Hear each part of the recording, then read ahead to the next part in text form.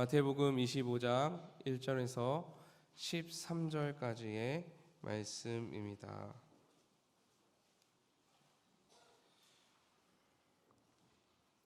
함께 교독하신 후에 마지막 절은 합독하도록 하겠습니다. 그때 천국은 마치 등을 들고 신랑을 맞이하러 나간 열처녀와 같다 하리니 그 중에 5은 미련하고 5은 슬기 있는 자라. 미련한 자들은 등을 가지되 기름을 가지지 아니하고 슬기 있는 자들은 그릇에 기름을 담아 등과 함께 가져갔더니 신랑이 더디 오므로 다 졸며 잘세. 밤중에 소리가 나되 보라 신랑이로다 맞으러 나오라 하매 이에 그 처녀들이 다 일어나 등을 준비할세. 미련한 자들이 슬기 있는 자들에게 이르되 우리 등불이 꺼져가니 너희 기름을 좀 나눠 달라 하거늘 슬기 있는 자들이 대답하여 이르되 우리와 너희가 쓰기에 다 부족할까 하노니 차라리 파는 자들에게 가서 너희 쓸 것을 사라 하니 함께 읽겠습니다. 그들이 사러 간 사이에 신랑이 오므로 준비하고 있던 자들은 함께 혼인잔치에 들어가고 문은 닫힌지라. 아멘. 오늘 우리에게 귀한 말씀을 전해주실 분은 그레이스 선교회 소속 선교사님이시자 우리 교회 협력 선교사님이신 최승훈 선교사님이십니다. 나오실 때 따뜻한 환영의 박수 드리도록 하겠습니다.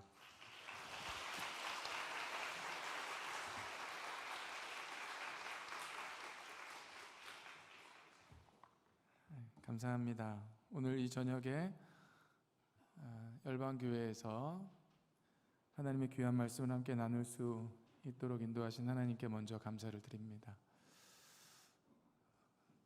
성가대를 이렇게 찬양하는 것을 본 적이 없는데요.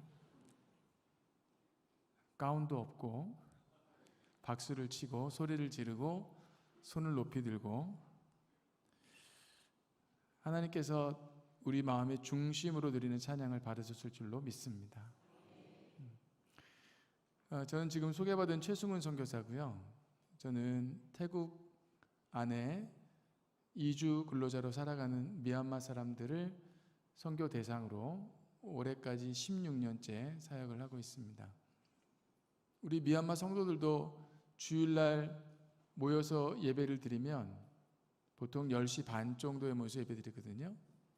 그러면 30분 또는 40분 정도 다 일어나서 오늘 우리 8교구 식구들이 찬양했던 것처럼 그렇게 찬양을 합니다. 그러니까 예배 시작이 10시 반이면 끝나는 시간은 12시 반, 길으면 1시까지 그렇게 예배를 드립니다. 그래서 저는 예배가 1시간 안에 한국교회가 딱 끝나는 게 굉장히 신기합니다. 1시간에 끝나지가 않습니다. 미얀마 예배가. 오늘 부목사님이 저한테 몇 분 설교하실 거냐 그러셔서 어떻게 대답을 해야 될까. 그래서 그냥 적절한 시간으로 35분 말씀을 드렸더니 더 하셔도 됩니다. 이렇게 하셔서 제가 설교가 길어지면 저 때문이 아니라 부목사님 때문인 줄 아시고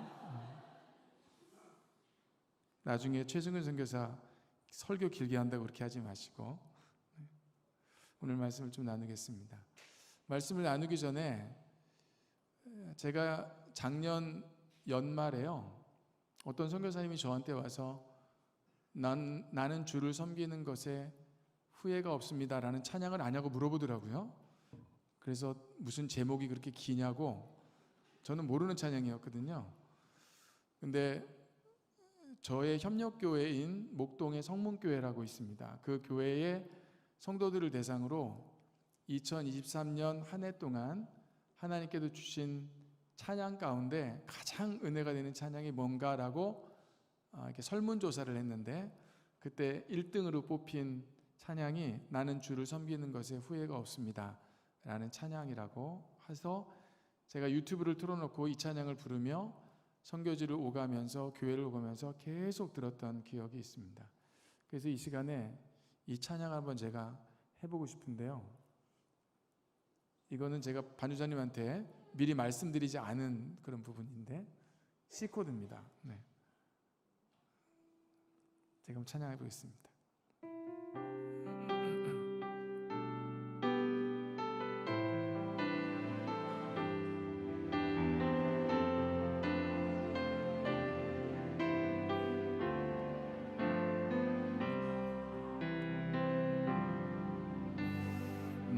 나의 평생에 가장 복된 일은 내가 예수님을 만난 것이라. 나의 평생에 가장 잘한 일은 내가 예수님을 주로 섬긴 것이라.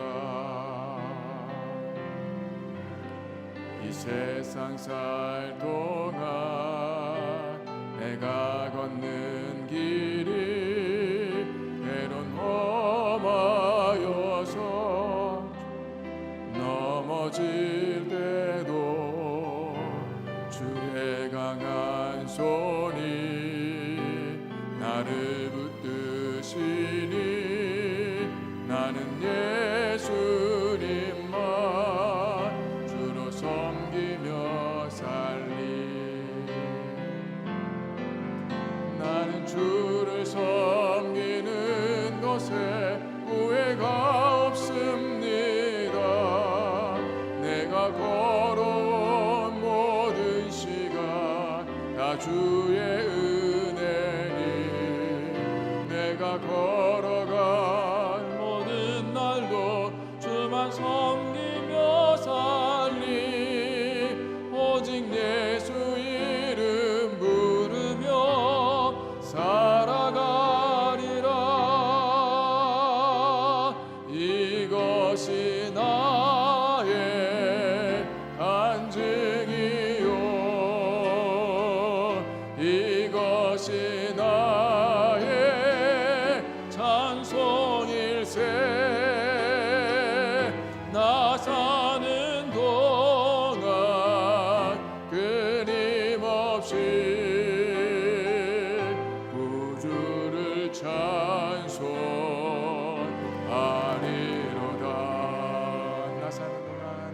나 사는 동안 끊임없이 구주를 찬송하리로다.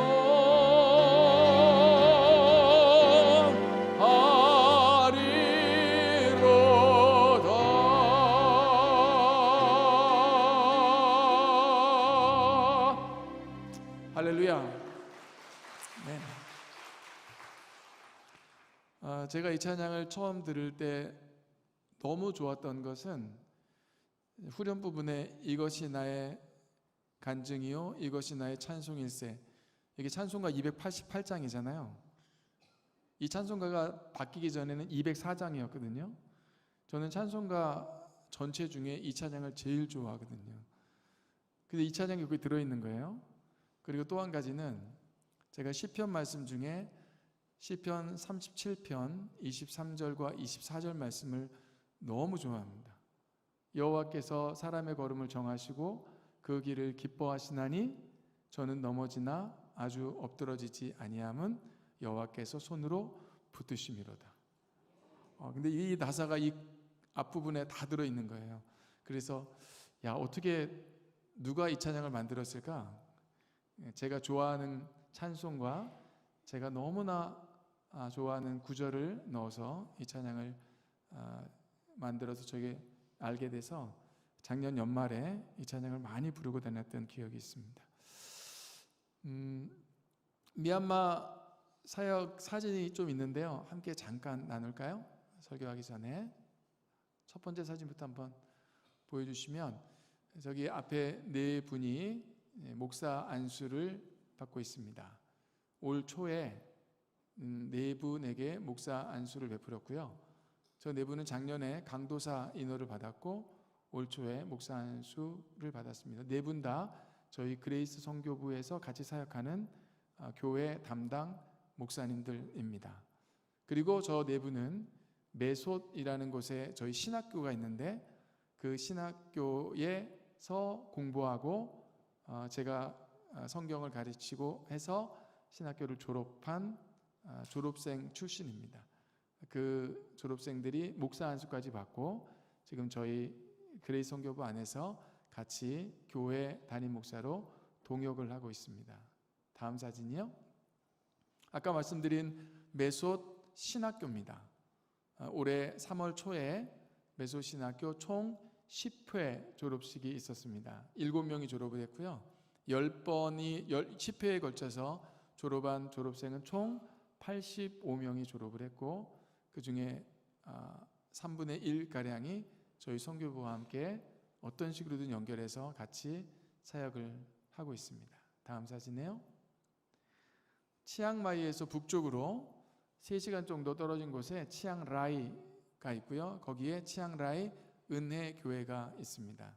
치앙라이 은혜교회는 저희 선교부에서 2번째로 개척한 교회인데 21주년 기념 감사 예배 때 가서 말씀을 전하고 함께 하나님께 영광 돌렸던 그런 교회입니다. 이 교회는 50명, 60명일 때 제가 그레이스 선교부에 들어갔었는데 지금 이 교회는 무려 300명이 모여서 주일날 예배를 드리고 있습니다.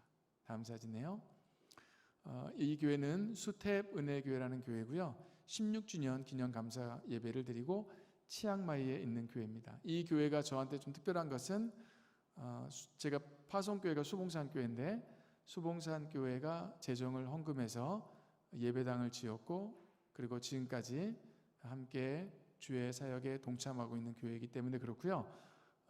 우리 목사님 이름이 조민퇴라는 목사님인데 제가 미얀마 말을 하나도 못할 때 저 목사님이 저한테 미얀마 말을 가르쳐 주신 목사님입니다. 16년 전에. 그래서 저 목사님과 저하고는 아주 각별한 그런 관계에 있습니다. 다음에요. 메솥 쪽에 메솥 지역에 13개 교회가 있고 메솥을 건너가서 미얀마 내시 메와디라고 하는 곳에 9가 교회가 있는데 총 19개 교회 사역자 부부 38명을 초청해서 메솥에 있는 한 리조트에서 부부 세미나를 3박 4일 동안 개최를 했습니다. 부산에 있는 함께하는 교회의 목사님과 스태프들이 오셔서 사역자 부부의 하나됨과 사랑과 또 상처가 있었다면 치유하는 그런 시간을 함께 가졌습니다. 다음에요. 아까 수탭 은혜교회인데요. 수탭 은혜교회에서 치앙마이 안에 있는 교회 주일학교 교사들을 초청해서 주일학교 교사 세미나를 하고 있습니다. 강사는 인도에서 사역하는 선교사님이 오셔서 강의를 해주셨는데 아주 재밌게 만들기도 하고 활동도 하고 액티비티하게 이렇게 했던 기억이 있습니다. 다음에요. 저희 그레이스 선교부는요. 치앙마이가 첫 번째 섹터고 치앙라이 두 번째, 방콕 세 번째, 메솥 네 번째, 그리고 양곤 다섯 번째. 양곤 미얀마 북쪽에 냐옹쉐라는 곳이 있습니다. 따옹지라고도 하는데요. 거기가 6번째 섹터입니다. 그래서 섹터가 총 6개로 나눠져 있는데 치앙마이 섹터 안에 있는 사역자 기도회를 매주 금요일 10시부터 12시까지 합니다. 그래서 메땡 은혜교회라는 곳에서 모여서 함께 기도회를 하면서 교제하고 있는 장면입니다. 대전 남부교회라는 교회가 있어요. 대한 성서공회를 통해서 미얀마 성경책 300권을 보내줬습니다.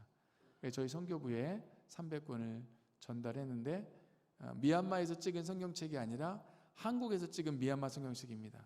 그러니까 우리 사역자들이 너무 질이 좋은 거예요. 이쁘고 서로 많이 가져가겠다고 그랬는데 10권씩만 이렇게 나눠줬던 기억이 있습니다. 다음에요. 이거는 단기팀 사역인데요. 메솥에는 어린이 학교가 6곳이 있습니다. 그 6곳에는 어떤 학교에는 80명, 어떤 학교에는 60명, 많은 학교는 어떤 학교는 240명 이렇게 모여서 매일 모여서 공부를 하는 교회에서 열고 있습니다. 한국에서 단기팀이 오면 메솥에 내려와서 이 교회 2곳 또는 3곳을 컨택을 해서 함께 성경학교 사역을 합니다. 총 3일 동안 하게 되는데 단기팀 사역을 하고 있는 장면이고요. 다음에요. 저 자매는 목동 성문교회 자매인데 총신대학교 다니고 있고 아주 어린이들을 사랑하는 그런 자매였습니다. 안고 사랑을 나누고 있고 그리고 드라마를 준비해서 괜찮습니다. 넘기시고요. 드라마를 준비해서 아이들에게 함께 나누고 있고요. 다음에요. 네, 2시간 반 정도 되는 성경학교 사역이 끝나면 점심을 준비해서 함께 배식하고 아이들하고 함께 먹고 교제하는 시간을 갖습니다. 다음에요. 네, 저희 장로님은 수원 영화교회 장로님인데 이 미얀마 글자를 하나도 몰라요. 근데 미얀마 집에 가서 축호 전도를 하고 있습니다. 그러니까 미얀마 글자 밑에 제가 도금을 달았거든요. 그러니까 베아드킨 가옹지 베이바세 이런 식으로 그걸 다 외워가지고 지금 사형리 전도를 하고 있는 겁니다. 근데 저분은 미얀마 글자를 하나도 모르시는 분인데 열정이 너무 대단하신 분이에요. 성경학교 사역 끝나고 밥 먹고 나면 저렇게 집집마다 가면서 축호 전도를 하는 단기팀 사역입니다. 다음에요. 제 파송교회 수봉산교회 권사님 딸 고3인데요. 끝나는 성경학교 모두 끝나는 그 시간에 학생들과 함께 기도하는 그런 장면입니다. 네, 여기까지 보겠습니다. 지금 미얀마 상황은 그렇게 썩 좋지를 못합니다. 아시는 대로 2021년 2월 1일에 군사 쿠데타가 났고요. 국지전이 벌어지다가 지금은 전면전으로 바뀌고 있는 상황이고 쿠데타 초반에는 유튜브나 이런 매스컴을 통해서 많이 미얀마 상황이 알려져서 저희들이 헌금도 하고 후원금도 보내고 했던 기억이 있는데 지금은 유튜브가 다 막혔습니다. 미얀마 정부에서 막혀서 이제 한국 교회는 미얀마가 지금 굉장히 안정돼 있다라고 생각을 하시는데 그때보다 훨씬 더 안 좋은 상황이고요. 특히 남자들을 18세부터 35세 되는 남자 청년들을 강제로 미얀마 정부가 징집을 해서 군인으로 만들어 시민군과 전쟁을 하도록 지금 하는 그런 상황이 있습니다. 그래서 미얀마 젊은 청년들이 자기 나라를 등지고 태국으로 많이 넘어와서 피신해 있는 그런 상황이 있고요. 저희 사역자 한 사람도 26인데 빌레니라는 곳에 있었는데 빌레니의 교회가 다 개척됐고 예배당까지 지었거든요. 근데 위험해서 거기를 지금 나와서 태국 쪽에 있는 메소 지역에서 지금까지 머물고 있습니다. 또 언제 돌아갈지는 잘 모르는 그런 상황입니다.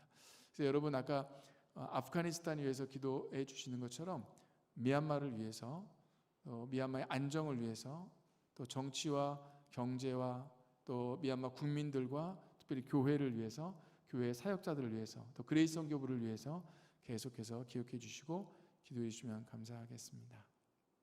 고맙습니다. 오늘 제가 마태복음을 함께 읽었죠. 원래 13절까지 읽어야 되는데 제가 10절까지만 보냈나 봅니다. 좀 이따가 13절 읽을 기회가 있어서 여러분 신약 성경은 총 27권이잖아요. 그 중에 예수님의 기적과 이적 그리고 비유와 설교를 기록한 책을 복음서라고 부릅니다. 복음서는 총 4권이죠. 마태, 마가, 누가, 요한 복음입니다. 그러면 저희가 질문을 할 수 있습니다. 예수님의 기적과 비유와 설교를 기록한 책을 복음서라고 한다면 복음서가 왜 4권이 되어야 되냐? 한 권만 있으면 충분한데 왜 4권이냐면 그 복음서를 받아 읽는 독자들이 다 다르기 때문에 그렇습니다.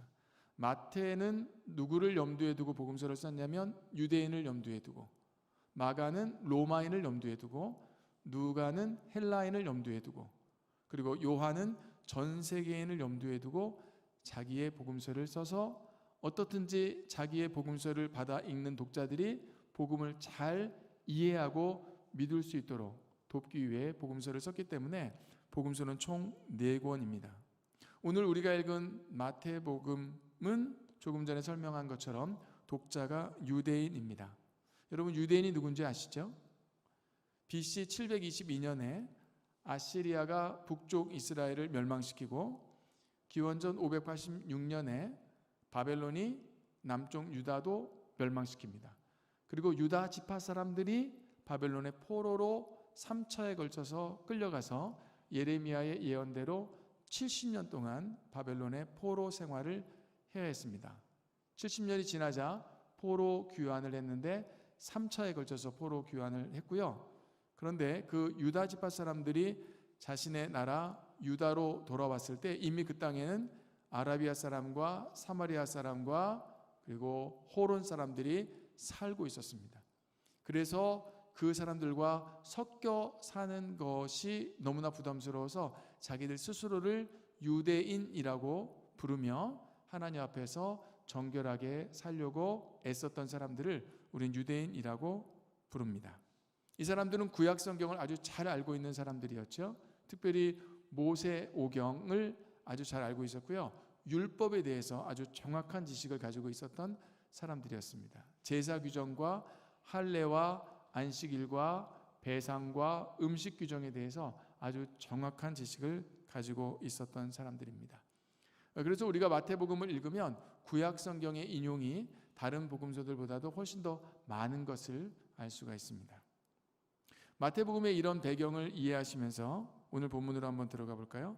여러분, 오늘 본문은 열 처녀 비유입니다.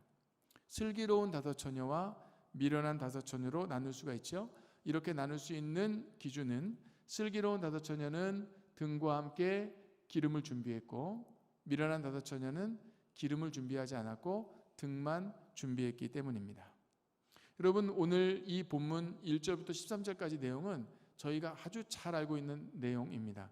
그래도 제가 따로 자세하게 설명은 하지 않겠습니다. 그런데 오늘 본문을 이해하기 위해서는 마태복음 21장까지 거슬러 올라가야 됩니다. 여러분, 저는 작년 9월부터 12월 4달 동안 마태복음을 본문으로 아침에 일어나서 묵상을 했습니다. 큐티를 하고 그리고 컴퓨터에 타이핑을 하면서 마태복음 1장부터 28장까지에 있는 그 내용이 과연 어떤 뜻이 있는지를 묵상했던 기억이 있습니다. 묵상하면서 마태복음은 아주 독특하면서 또 아주 중요한 주제 하나를 말하고 있는 것을 발견했습니다. 그래서 오늘 저녁에 그 내용을 여러분과 함께 나누고 싶습니다. 사실 마태복음 1장부터 살펴야 되지만 그렇기 때문에 너무 시간이 많이 걸려서 21장부터 살피는 걸로 하겠습니다. 마태복음 21장은 예수님이 유월절을 앞두고 예루살렘에 입성하시는 장면으로 시작합니다. 여러분 아시는 것처럼 어린 나귀를 타시고 예수께서 예루살렘에 들어오실 때 예루살렘 사람들이 손에 종려나무를 흔들며 예수님을 환영했죠. 어떻게 환영했어요? 호산나 다윗의 자손이여 찬송하리로다. 주의 이름으로 오시는 이여 가장 높은 곳에서 호산나 하더라. 이렇게 노래를 부르며 환영을 했습니다. 예수님이 예루살렘 사람들의 환영을 받은 후에 제일 먼저 간 곳은 어딘지 아십니까? 성전이었습니다. 성전에 간 이유는 그곳을 청결케 하기 위해서입니다. 예수께서 성전에 도착했을 때 성전 안에는 매매하는 사람, 비둘기 파는 사람, 돈 바꾸는 사람들이 있었습니다. 예수님은 그들을 내쫓으시면서 이렇게 말씀하셨는데 21장 13절 말씀 함께 읽을까요? 읽습니다. 시작. 그들에게 이르시되 기록된 바 내 집은 기도하는 집이라 일컬음을 받으리라 하였거늘 너희는 강도의 소굴을 만드는도다 하시니라. 기도하는 집을 강도의 소굴로 만들어버린 유대인의 범죄를 예수께서 고발하고 계십니다. 그리고 나서 예수님이 곧바로 예루살렘을 떠나 예루살렘에서 3km 정도 떨어진 베다니 지방으로 가셔서 그곳에서 하룻밤 머무십니다. 왜 그러셨을까? 당시 유월절 축제 기간이었기 때문에 아마 예루살렘에 순례객들이 많아서 예수님이 기거할 곳이 부족해서 그랬을 수도 있고요.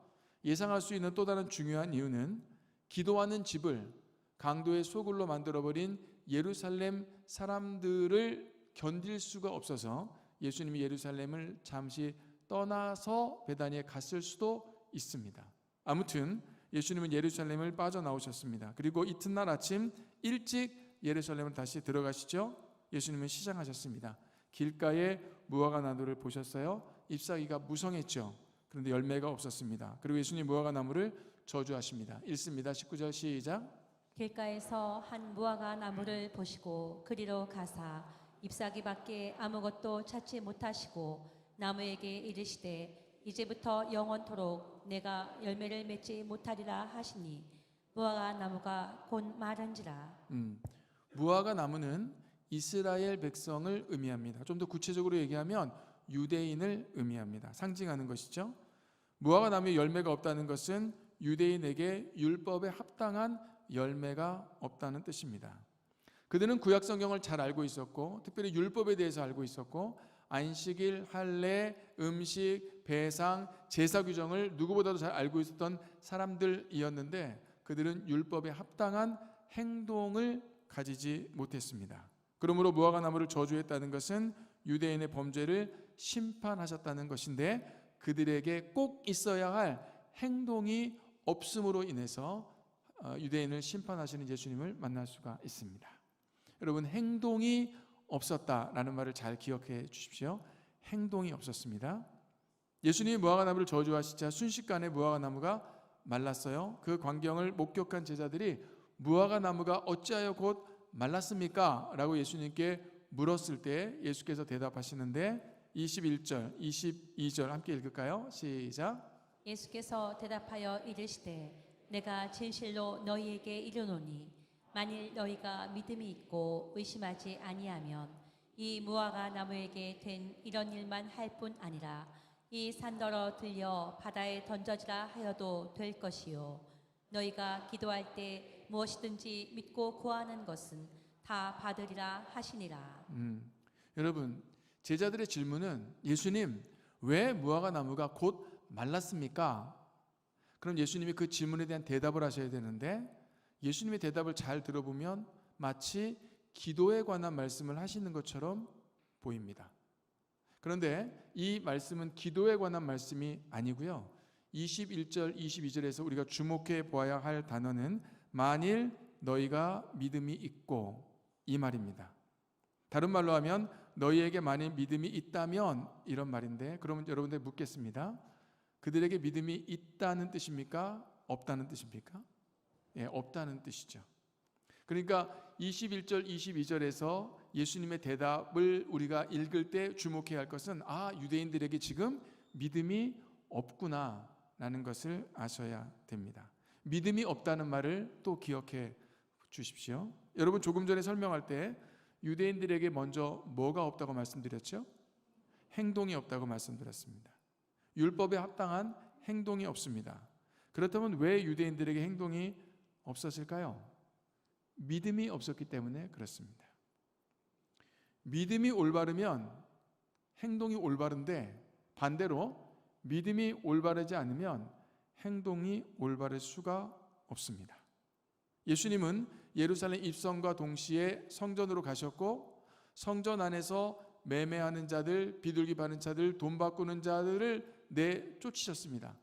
왜냐하면 그들의 생각에는 자신들이 한 행동이 올바르다고 생각했을 수도 있죠. 하지만 예수님 보실 때 그들의 행동은 잘못된 행동이었고 그 잘못된 행동은 어디에서 나왔냐면 잘못된 믿음에서 나왔기 때문에 그렇습니다. 그래서 행동이란 단어를 제가 첫 번째로 설명했고 두 번째 단어는 믿음이란 단어를 설명했는데 사실 순서를 보자면 믿음이 먼저고 그 다음에 행동입니다. 믿음이 있으면 행동이 있습니다. 행동이 없는 이유는 믿음이 없기 때문입니다. 그리고 22장에 가면 1단의 바리새인 무리와 1단의 사두개인 무리들이 나옵니다. 바리새인은 회당 중심의 사람들이고요. 율법을 중시하는 사람들이고 사두개인은 성전 중심이고 정치를 중시하는 사람들입니다. 바리새인들이 먼저 와서 예수님께 묻죠. 주님, 가이사에게 세금을 바치는 것이 옳습니까? 옳지 않습니까? 예수님의 대답은 가이사의 것은 가이사에게 하나님의 것은 하나님께 바치라 말씀하시면서 이렇게 말씀하시는데 그들의 악함을 아시고 이르시되 외식하는 자들아, 종교 지도자들의 악함을 책망하시고 고발하시는 예수님을 볼 수 있습니다. 이후에 바리새인 무리가 와서 예수님께 묻습니다. 형제가 7이 있었는데 한 여자가 첫 번째랑 결혼해서 후사가 없이 죽었고 그래서 계대 상속법을 통해 두 번째, 그 다음에 세 번째, 그 다음에 네 번째, 마지막 7번째까지 이 동일한 여자와 결혼해서 아들이 없이 죽었습니다. 마지막 날에 부활할 때에 이 여자는 누구의 아내가 됩니까? 라고 물었습니다. 왜냐하면 이들은 부활이 없다고 생각했거든요. 그때 예수께서 그들에게 말씀하시기를 너희가 성경도 하나님의 능력도 알지 못하는 거로 오해하였도다 말씀하시며 정치 지도자들을 책망하시는 예수님을 만날 수가 있습니다. 여러분, 지금 말씀드린 대로 유대인들에게는 행동이 없었습니다. 그리고 믿음도 없었어요. 심지어 예수님은 종교 지도자들과 정치 지도자들을 책망하시면서 그들에게도 역시 행동이 없고 믿음이 없음을 책망하고 계십니다. 그리고 23장으로 넘어가면 7화가 선포됩니다. 아시죠? 화 있을진저 외식하는 서기관과 바리새인들이여 하면서 7화를 선포하시고 24장에 가면 예수님은 예루살렘의 멸망을 예언하십니다. 그러니까 행동이 없는 유대인, 그리고 믿음이 없는 유대인, 행동과 믿음이 없는 종교 지도자들과 정치 지도자들에게 화를 선포하시면서 결국은 너희들이 행동이 없기 때문에, 너희들이 믿음이 없기 때문에 멸망할 것이다라고 예언하는 것입니다. 자, 그렇다면 질문할 수 있죠. 아까 말씀드린 대로 유대인들은 율법을 너무 잘 알고 있는 사람들이었습니다. 모든 규정들에 대해서 정확한 생각을 가지고 있었던 사람들이었습니다. 그런데 그들에게 왜 행동이 없었을까요? 그리고 그들에게 왜 믿음이 없었을까요? 이 질문에 대한 대답이 오늘 읽은 본문에 나옵니다. 열처녀 비유라고 하는데, 열처녀 모두 신랑을 기다리고 있습니다. 신랑이 늦게 오는 바람에 모두 잠이 들죠. 마침내 신랑이 온다는 소식을 듣습니다. 열처녀 모두 잠에서 깨어나 신랑을 맞을 준비를 합니다. 그런데 문제가 생겼어요. 미련한 다섯 처녀는 등만 준비하고 여분의 기름을 준비하지 않았습니다. 그들은 기름을 사러 기름 파는 자에게 가야 했습니다. 그 사이에 신랑이 도착을 했고 슬기로운 다섯 처녀는 신랑과 함께 혼인잔치에 들어갔습니다. 그리고 문이 닫혔죠. 미련한 다섯 처녀가 늦게 도착을 해서 문을 열어달라고 간청을 합니다. 그때 신랑이 대답을 하는데, 여러분 이 신랑이 대답을 잘 읽으셔야 돼요. 12절 말씀 읽을까요? 시작. 대답하여 이르되 진실로 너희에게 이르노니 내가 너희를 알지 못하노라 하였느니라. 여러분, 문을 열어주지 않는 이유가 그들이 늦게 왔기 때문이 아니에요. 오늘 신랑의 대답을 보면 내가 너희를 알지 못하노라. 신랑이 신부를 모릅니다. 신부에 대한 지식이 없습니다. 그래서 혼인잔치에 들어가지 못한 이유는 늦게 왔기 때문이 아니고요, 신랑이 신부를 모르기 때문이다라고 오늘 12절은 쓰고 있습니다. 그리고 본문 2절 말씀에 보면 이 처녀들을 미련한 다섯 처녀라고 쓰고 있거든요. 이 미련하다는 뜻은 어리석다 또는 우둔하다 이런 뜻이에요. 그들도 지식이 없어요. 누구에 대한 지식이 없냐면 신랑에 대한 지식이 없습니다. 그러니까 신랑이 신부를 모르고요, 신부도 신랑을 모릅니다. 그래서 혼인잔치에 들어갈 수 없었던 이유는 늦게 왔기 때문이 아니라 서로가 서로를 모르기 때문입니다. 지식이 없기 때문입니다. 그런데 이 열처녀 비유가 끝나고 났는데 그 다음 곧바로 나오는 비유가 달란트 비유예요. 여기도 똑같은 얘기를 하고 있는데요, 여러분 아시죠? 주인이 3명의 종을 부르고 한 사람에게는 5달란트, 한 사람에게는 2달란트, 한 사람에게는 1달란트를 주고 먼 타국으로 갔습니다. 그 사이에 5달란트와 2달란트 받은 사람은 열심히 장사하여 또 다른 5달란트와 또 다른 2달란트를 남겨서 주인이 왔을 때 보고하고 주인은 그들을 칭찬했습니다. 그리고 나머지 1달란트를 받은 마지막 종이 와서 말하기를, 24절 말씀 볼까요? 시작. 1달란트 받았던 자는 와서 이르되 주인이여 당신은 굳은 사람이라 심지 않은 데서 거두고 해치지 않은 데서 모으는 줄을 내가 알았으므로. 자, 내가 알았으므로 또 안다는 얘기가 또 나오죠. 근데 당신은 심지 않은 데서 거두고 해치지 않은 데서 모으는 줄을 내가 그렇게 알았습니다. 그랬더니 주인이 25절에 대답을 하죠. 주인의 대답을 26절에 보죠. 26절 보겠습니다. 시작. 그 주인이 대답하여 이르되 악하고 게으른 종아, 나는 심지 않은 데서 거두고 해치지 않은 데서 모으는 줄로 내가 알았느냐. 자, 네가 정말 나를 그렇게 알았느냐? 라는 말은 이 종이 주인을 안다는 뜻입니까? 모른다는 뜻입니까? 예, 모른다는 뜻이죠. 종이 주인을 몰라요. 종이 주인이 어떤 분인지를 모릅니다. 주인이 어떤 뜻을 가지고 있는지를 몰라요. 종이 주인이 어떤 목적을 가지고 이 달란트를 준지도 모릅니다. 종이 주인에 대한 지식이 없습니다. 여러분, 결국 유대인들이 율법에 합당한 행동이 없는 것은 그들에게 믿음이 없기 때문이고요. 그리고 그들에게 믿음이 없는 이유는 하나님에 대한 지식이 없기 때문에 그렇습니다. 저는 여러분들에게 단어 3개를 설명했는데, 첫째는 행동, 둘째는 믿음, 셋째는 지식. 그런데 이거를 이렇게 순서로 가면 안 되고 거꾸로 가야죠. 제일 먼저 뭐가 있어야 되죠? 지식. 그 다음에 믿음이 있어야 되고 그 다음에 행동이 있어야 됩니다. 유대인들은 율법을 받은 사람들, 출애굽기 20장부터 24장에 보면 모세가 시내산에 올라갔을 때 하나님께서 율법을 주시죠. 그 율법을 받은 사람들입니다. 그런데 그 유대인들이 율법에 합당한 행동이 없어요. 이유는 믿음이 없기 때문에. 믿음이 없어요. 이유는 지식이 없기 때문에 그렇습니다. 그래서 여러분들이 기억하실 것은 지식, 믿음, 행동이라는 이 단어 순서를 기억하셔야 됩니다. 마태복음이 이 이야기를 1장부터 28장까지 하고 있어요. 제가 4개월 동안 마태복음 묵상하면서 너무나 깜짝 놀랐어요. 마태복음이 이런 얘기를 하고 있는 걸 처음 봤거든요. 저는 마태복음 7장 16절에 이렇게 기록합니다. 함께 읽을까요? 7장 16절. 제가 없나요? 그럼 제가 읽겠습니다. 그들의 열매로 그들을 알지니 가시나무에서 포도를 또는 엉겅퀴에서 무화과를 따겠느냐, 이렇게 쓰고 있거든요. 이 말의 뜻은 그들의 행동을 보면 그들의 믿음이 어떠한지를 알 수 있고, 그들의 믿음을 보면 하나님에 대한 그들의 지식이 어떠한지를 알 수 있다는 뜻입니다. 좋은 나무가 좋은 열매를 맺고 나쁜 나무가 못된 열매를 맺게 되어 있다는 뜻입니다. 마지막 날에 많은 사람들이 예수님 앞에 올 겁니다.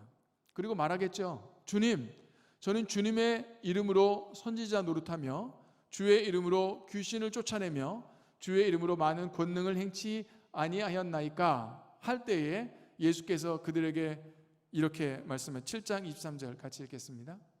시작. 그때 내가 그들에게 밝히 말하되 내가 너희를 도무지 알지 못하니 불법을 행하는 자들아 내게서 떠나가라 하리라. 아멘. 또 안다는 얘기가 또 나오잖아요. 그들에게는 행동이 있었습니다. 그 행동이 뭐예요?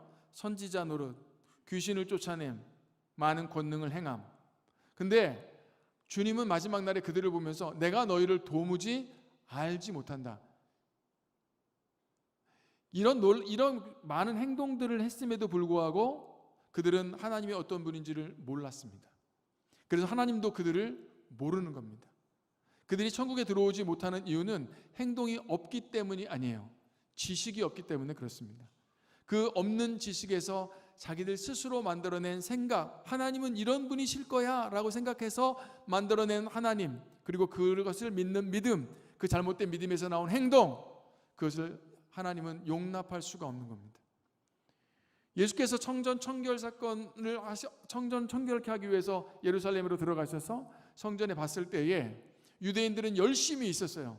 어떻든지 간 하나님께 제사 드리기 위하여 어떨 땐 돈을 바꾸기도 하고 어떨 땐 재물을 사기도 하고 어떨 땐 매매하기도 하고 어떻든지 하나님께 재물을 드려 제사하고자 하는 열정과 행동과 행위가 있었습니다. 그런데 그것은 하나님에 대한 잘못된 지식에서 나온 것이었어요. 그래서 예수님은 말씀하시죠. 왜 너희는 기도하는 집을 강도의 소굴로 만들어 버렸느냐. 그들은 그렇게 하는 것이 하나님이 기뻐하시는 뜻이라고 생각했고 하나님은 이런 분이라고 생각을 했습니다. 하지만 그들의 지식은 잘못됐죠. 그 잘못된 지식이 결국은 기도하는 집을 강도의 소굴로 만들어버리고 말았습니다. 출애굽기 3장과 4장을 가보면 하나님께서 모세를 부르시는 장면을 볼 수 있습니다. 3장 6절에서 하나님이 모세에게 이렇게 말씀하시는데 읽어볼까요? 시작. 또 이르시되 나는 내 조상의 하나님이니 아브라함의 하나님, 이삭의 하나님, 야곱의 하나님이니라. 여러분, 이 하나님이 모세를 부르셔서 첫 번째로 자기를 소개하면서 말한 이 말을 잘 기억하셔야 돼요. 나는 아브라함의 하나님, 이삭의 하나님, 야곱의 하나님이다. 3장 6절에 나오는데요. 이게 3장 15절과 3장 16절에도 나오고요. 4장에 넘어가면 4장 5절에서도 나옵니다. 그러니까 세 번이나 하나님은 자기를 아브라함과 이삭과 야곱의 하나님이라고 말합니다. 그러면 여러분, 이 말의 무슨 뜻인지 아시겠어요? 하나님께서 아브라함과 언약을 맺으시죠? 창세기 12장과 15장에서. 언약의 내용은 뭡니까? 첫째는 자손이고요. 둘째는 땅입니다. 내가 너로 큰 민족을 이루게 하겠다. 둘째는 땅. 내가 너에게 지시할 땅으로 가라. 땅입니다. 그런데 아브라함이 아들이 몇 명 있었죠? 한 명. 이름은 이삭. 큰 민족입니까? 아니죠. 그리고 아브라함이 죽었어요. 175세에 죽었죠. 그러면 언약이 없어지는 겁니까? 아니죠. 그 언약이 아브라함에게서 누구에게로 넘어가는 거예요? 이삭에게 가죠. 이삭은 자식이 둘 있었습니다. 에서와 야곱이죠. 두 명밖에 없었어요. 그리고 이삭도 죽었죠. 언약이 없어집니까? 없어지지 않죠. 누구에게 넘어가죠? 야곱에게 가죠. 야곱이 12명 아들을 낳았습니다. 그리고 애굽으로 이주해서 큰 민족이 되었습니다. 그리고 430년 종노릇이 끝났을 때에 모세의 인도로 애굽을 탈출하여 나왔습니다. 그리고 하나님께서 지시하신 땅 가나안으로 가기 시작합니다. 사람은 죽고 사람은 바뀌지만 하나님의 언약은 결코 바뀌지도 않고 취소되지도 않고 변경되지도 않습니다. 그러므로 하나님께서 모세에게 말씀하실 때 모세야, 나는 아브라함의 하나님이고 이삭의 하나님이고 야곱의 하나님이야 라고 말하는 것은 나는 언약을 맺고 기억하고 지키고 성취하는 하나님이야 라는 것을 모세에게 말씀하고 있는 겁니다. 그러므로 모세는 하나님에 대한 이 정확한 지식을 가지고 있어야 했습니다. 40년 전 모세가 40살이 되었을 때 그는 자기가 가지고 있는 위치와 권력을 가지고 히브리 민족을 해방시키려고 했습니다. 그러다가 실패했죠. 동족으로부터 비난의 화살을 받았습니다. 미디안 광야로 도망갔죠. 그리고 80세가 되었습니다. 노인이 되었죠. 모세에게 가능성이 있을까요? 없죠. 왜냐하면 그는 하나님에 대한 지식이 없기 때문에 그렇습니다. 그때 하나님께서 모세에게 나타나서 하신 말씀이 모세야, 기억해라.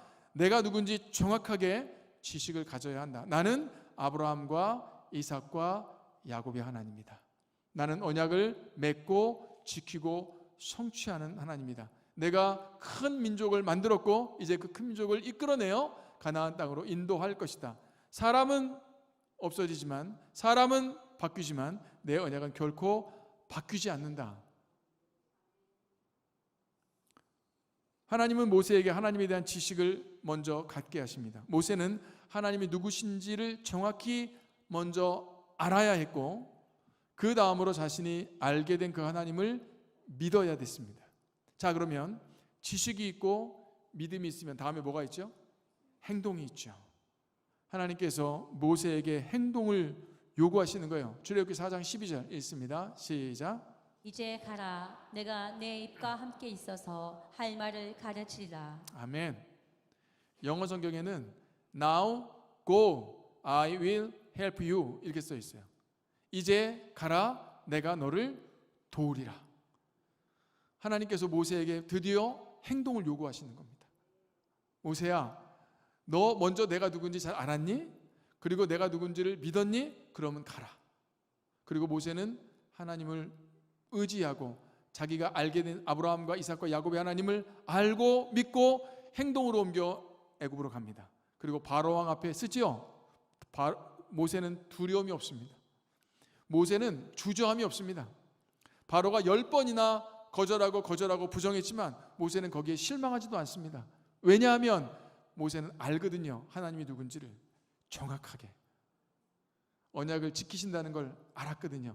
40년 전에는 자기의 권력으로 뭔가를 하려고 했던 모세였지만 40년 후 80세가 되었을 때는 모세는 그런 사람이 아니었습니다. 지식이 있었고 그 지식에서 나오는 믿음이 있었고 그 믿음을 가지고 행동하는 사람이었습니다. 결국 모세는 이스라엘 백성을 애굽에서 이끌고 나와 홍해를 건너고 홍해 앞에 두려워하는 이스라엘 백성들 앞에서 두려워하지 말아라. 오늘날 너희를 위하여 행하시는 여호와의 구원을 보라 말하며 이스라엘 백성을 격려했던 모세. 그리고 마라의 쓴물에 이르렀을 때에도 엘림에 왔을 때에도 신광야에 왔을 때에도 리비딤에 왔을 때에도 시내산에 왔을 때에도 가데스 바네에 갔을 때에도 모세는 하나님이 어떤 분인지를 정확히 알았고 그 지식으로 행동했던 사람이 되었습니다. 여러분, 오늘 저는 여러분에게 세 가지 단어를 말했습니다. 지식, 믿음, 행동. 제가 작년에 4개월 동안 이 말씀을 묵상하면서 마태복음 묵상하면서 제 카카오톡 프로필 맨 앞에 대문에 사진 밑에 이 글씨 쓰잖아요. 거기에 뭐라고 써놨냐면 지식, 믿음, 행동 이렇게 제가 써놓고 4개월을 보냈던 기억이 있습니다. 그리고 계속 두려운 거예요. 16년을 선교지에서 선교 사역을 한다고 이렇게 있는데 나는 정말 하나님을 잘 알고 있는지, 혹시 내가 하나님에 대한 잘못된 지식을 가지고 잘못된 믿음을 가지고 잘못된 행동을 하고 있는 것은 아닌지, 이게 너무 두려운 거예요. 그래서 계속 말씀을 묵상을 아침마다 일어나서 성경책을 펴서 묵상할 수밖에 없는 이유는 내가 혹시 하나님에 대해서 잘못된 지식을 가질까 봐, 오해할까 봐, 내 마음대로 생각할까 봐. 우리의 사역이 하나님이 누구신지를 먼저 알고 그 뜻을 이루기 위해 언약을 지키시는 하나님을 믿으며 그 믿음으로 행동하는 사역이 될 수 있기를 주님의 이름으로 축복합니다. 오늘 찬양, 기도, 말씀, 예배, 이 모든 것들이 하나님에 대한 정확한 지식에서 나온 믿음, 그 믿음으로부터 나온 행동을 통해 하나님이 기뻐 받으시는 예배와 찬송과 기도가 되기를 주님의 이름으로 축복합니다. 그래서 저는 여러분들에게 감히 부탁을 드리는데, 성경을 절대로 여러분 곁에서 멀리하면 안 됩니다. 왜냐하면 성경은 교과서거든요. 이 성경 안에 하나님이 어떤 분인지가 다 들어 있습니다.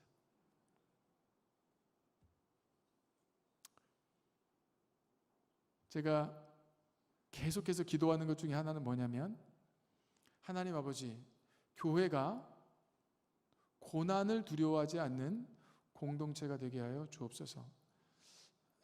이것도 역시 하나님에 대한 지식에서 제가 깨닫게 된 하나님에 대한, 교회에 대한 걸 생각입니다. 교회가 고난을 두려워하고 고난을 피하면서부터 교회는 힘이 약해집니다. 그런데 교회가 고난을 두려워하지 않고 고난을 맞서는 순간 교회는 강해지기 시작합니다. 이거는 기독교 역사 전체가 보여주는 겁니다. 요한의 제자였던 폴리갑이라는 목사님이 서머나 교회 담임 목사님이었는데 로마 황제의 박해 때에 화형을 당하여 죽습니다. 85세가 되었을 때, 86세가 되었을 때, 그때 그 목사님이 로마 황제가 이렇게 얘기합니다. 예수를 한 번만 부인해라, 그럼 내가 널 살려주겠다 했을 때 폴리갑 목사님은 나는 86년 동안 예수님을 섬겼는데 1년, 2년 더 살자고 내가 예수를 부인하겠는가? 그분은 나를 한 번도 부당하게 대화한 적이 없다라고 말하며 불 속에 들어가 화형을 당합니다. 그는 결코 고난을 두려워하지 않는 사람이었습니다. 제가 교회를 위해서 기도할 때 그렇게 기도합니다. 요즘 설교가 이렇게 길어지면 안 되는데 지금 요즘 그 동성애법 이런 것들 막 얘기하잖아요. 하나님 아버지, 동성애법이 통과되지 않게 하여 주시옵소서. 그래서 교회를 지켜주시옵소서. 저는 이렇게 기도하는 것도 있지만 저는 이렇게 기도해야 된다고 생각합니다. 하나님 아버지, 비록 동성애법이 통과된다고 할지라도 교회는 그 법에 대하여 대항하며 하나님의 말씀의 거룩함을 지키며 하나님의 말씀대로 끝까지 투쟁하고 전투하고 전쟁하는 교회가 되게 하여 주옵소서. 여러분, 부탁하는 것은 그것이 교회가 됐든 선교가 됐든 목회가 됐든 아니면 여러분의 삶의 현장, 학교, 직업, 여러분의 과정 무엇이 됐든지 간에 하나님이 누구신지를 정확하게 아는 지식에서 출발할 수 있기를 바랍니다. 그리고 그 하나님을 온전하게 믿고 그 온전한 지식과 믿음에서 나오는 행동을 통해 하나님의 영광을 따라 살기를 주의 이름으로 축복합니다. 우리 마지막 성경절 한번 볼까요? 호세아 6장 3절입니다. 읽습니다. 시작. 그러므로 우리가 여호와를 알자. 힘써 여호와를 알자. 그의 나타나심은 새벽 빛같이 어김없나니 비와 같이 땅을 적시는 늦은 비와 같이 우리에게 임하시리라 하니라. 아멘. 아멘. 하나님을 알아야 됩니다. 여호수아가 가나안 땅에 들어와 5년 동안 정복 전쟁을 하고 12지파에게 땅을 분배한 이후에 죽습니다. 그리고 사사기로 넘어가죠. 12지파 땅을 분배받은 12지파 가운데 땅을 분배받지 않은 레위 지파는 땅을 분배받은 대신에 각 지파별로 4성읍씩 얻어서 흩어져야 했습니다. 흩어져서 그들이 감당해야 할 것은 뭔가 하면 하나님이 어떤 분이신지를 계속해서 그 지파에서 가르치고 선포하고 나누어야 했습니다. 그런데 사사기를 1장부터 21장까지 읽어보면 레위 지파는 안 나옵니다. 그리고 계속해서 엉뚱한 지파의 사람들이 사사가 되어져 왕의 역할과 선지자의 역할을 감당하는 것을 볼 수 있습니다. 그리고 레위 사사기 17장부터 21장 4장에 가면 2장씩 나누어서 레위인 한 명, 레위인 한 명이 나옵니다. 근데 이 두 레위인은 하나님의 뜻을 따라서 말씀을 전파하는 레위인이 아니고 자신의 욕망을 따라서 자신의 지역을 마음대로 옮겨가며 이쪽에서 돈을 많이 주면 이쪽으로 가고 저쪽이 돈을 많이 주면 저쪽으로 가고 그리고 첩을 취하기도 하고 하는 레위인의 범죄가 사사기에 나옵니다. 그래서 사사기는요 비극의 역사입니다. 왜냐하면 하나님에 대한 지식이 없는 역사이기 때문에 그렇습니다. 그런데 하나님께서 사사기 다음에 룻기 4장밖에 안 되는 룻기를 통해 다윗 왕을 예비하시고 사무엘 상을 통해 선지자 사무엘을 예비하사 사사 시대의 사사들이 왕과 선지자의 사명을 감당했던 것을 한 사람이 두 가지 직분을 감당했던 것을 나누어 한쪽은 왕이요 다른 한 사람은 선지자의 직분을 감당하며 이 왕조차도 선지자가 하나님을 통해 선포된 말씀 아래에 있어야 함을 선포하는 것이 룻기와 사무엘상의 이야기입니다. 이런 하나님의 뜻을 온전하게 알고 하나님의 지식에 대해 온전하게 알고 성경을 묵상하고 거기서 나온 하나님에 대한 믿음과 그런 행동을 통해서 하나님을 섬기고 예배한다면 하나님께서 온전한 복을 우리에게 주시고 우리도 하나님께 온전한 예배를 드릴 수 있을 줄로 믿습니다. 하나님을 아는 복이 있기를 주여 축복합니다.